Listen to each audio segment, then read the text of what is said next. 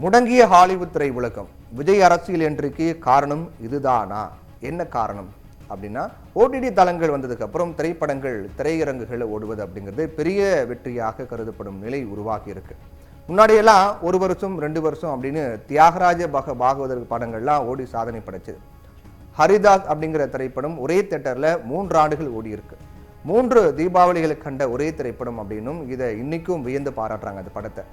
அப்புறம் 100 நாள் ஓடிய திரைப்படங்கள் அப்படிங்கிற சாதனை பெருமையாக பேசப்படுது. இப்போ 25 நாள் ஓடினாலே வெள்ளி விழா கண்ட திரைப்படம் அப்படின்னு பாராட்டி போஸ்டர்லாம் ஓட்டுறாங்க. இது போக 1 வாரம் ஓடினாலே அதை கொண்டாடுறாங்க. சில பேர் பார்த்தீங்கன்னா இந்த திரைப்படம் 25வது காட்சி அப்படின்னு சொல்றக்கூடிய அளவுக்கு திரையரங்குகளில் திரைப்படம் ஓடுவது ரொம்ப ரேரா மாறிச்சு. நிறைய திரையரங்குகள் இன்னைக்கு வணிக வளாகங்களாகவும் திருமண மண்டபங்களாகவும் மாறி போச்சு. மக்கள் பொழுதுபோக்குக்காக போகக்கூடிய மால்களில் பல்வேறு மாற்றங்களை செய்து தின்பண்டங்களோட பொழுதுபோக்கு அம்சங்களை இணைந்து திரையரங்குகளை நடத்தி வராங்க. காலப்போக்கில் இந்த திரையரங்குகளும் சரிவர ஓடாத நிலை ஏற்பட்டது. பணம் மக்கள் யாரும் வரமாட்டாங்க. ஒருவேளை பெரிய பெரிய திரைப்படங்களை திரையிட்டாலும் அந்த திரைப்படங்களும் கூட சில நாட்கள்ல காத்தடிக்க தொடங்குது. உள்ள யாருமே இருக்க மாட்டாங்க, எம்டி ஆகுது தியேட்டர். ஒரு படம் பார்க்க மக்களும் பலவிதமான தேர்வுகளை ஓடிடி தளங்கள் கொடுக்குது. பல தேர்வுகளை பல ஆப்ஷன் கொடுக்குது. ஓடிடி தளங்களே நீங்கள் என்ன படம் பார்க்குறீங்களோ பார்த்துங்க அப்படின்னு கொடுக்குறாங்க. தியேட்டருக்கு போயிட்டு 200 ரூபாய் செலவு பண்ணி ஒரு படம் பார்க்கறத விட வருஷம் 1500 ரூபாய் மட்டுமே கட்டினா போதும்.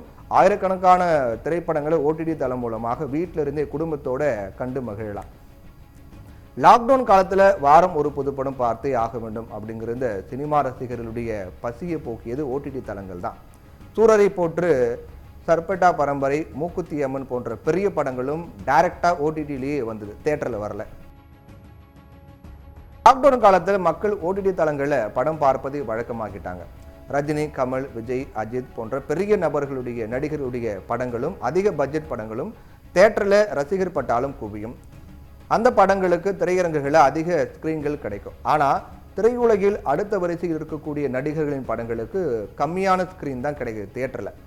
அவங்களுடைய படங்களை மக்கள்கிட்ட கொண்டு போய் சேர்க்க ஓடிடி தளங்கள் தான் பெரிய உதவியா இருக்கு. போன வருஷம் வெளியான குட் நைட், டாடா, பார்க்கிங் முதலிய திரைப்படங்களில் திரையரங்குகளை வெளியானாலும் ஓடிடி தளங்களில் தான் அதிகமான கவனத்தை ஈர்த்தது. தியேட்டரில் ஓடும்போது கூட அந்த அளவுக்கு கவனத்தை ஈர்க்கல. ஓடிடி தளங்களுக்கு வந்த பிறகுதான் நிறைய கவனத்தை ஈர்த்தது இந்த படங்கள். ஹரிஷ் கல்யாண் நடித்த தாராள பிரபு படம் வெளியான 10 நாட்களே ஊரடங்கு அறிவிக்கப்பட்ட நிலையில இந்த படம் அமேசான் பிரைம் தளத்தில் அதிக வரவேற்பை பெற்றது.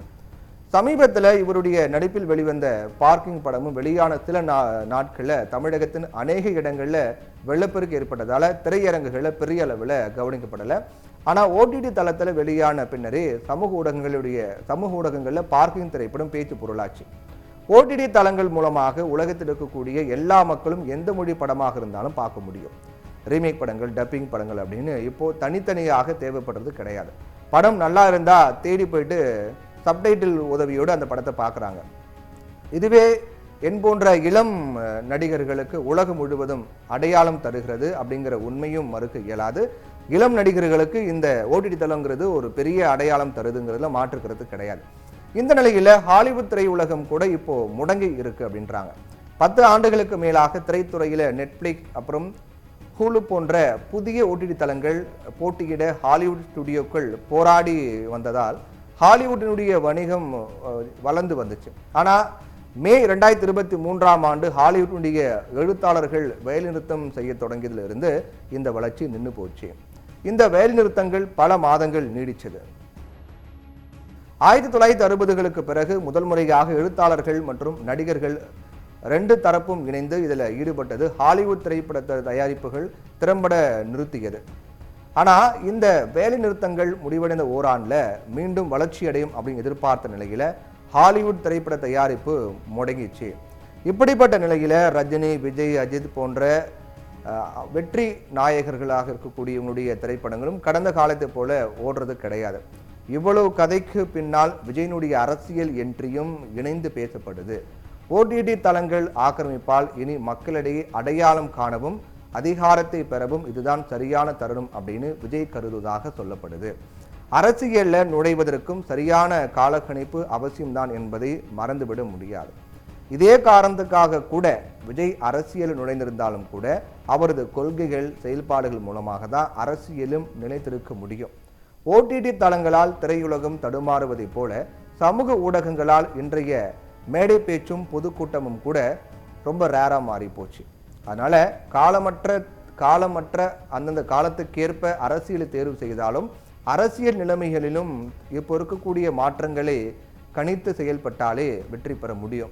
அதை எந்த அரசியல்வாதி சரியாக ஒவ்வொரு அப்டேட்டின் போதும் மாறி வரக்கூடிய தொழில்நுட்ப கலாச்சாரங்களுக்கு ஏற்ப தங்களுடைய அரசியல் கட்டமையும் மாற்றிக்கிட்டு மக்கள்கிட்ட கொண்டு போய் சேர்க்கிற மாதிரி யார் இதெல்லாம் சரியாக பயன்படுத்துகிறாங்களோ அவர்கள்தான் மக்களிடம் பெரிய அளவில் பேசப்படுவார்கள் அப்படிங்கிறதுல மாற்று கருத்து கிடையாது.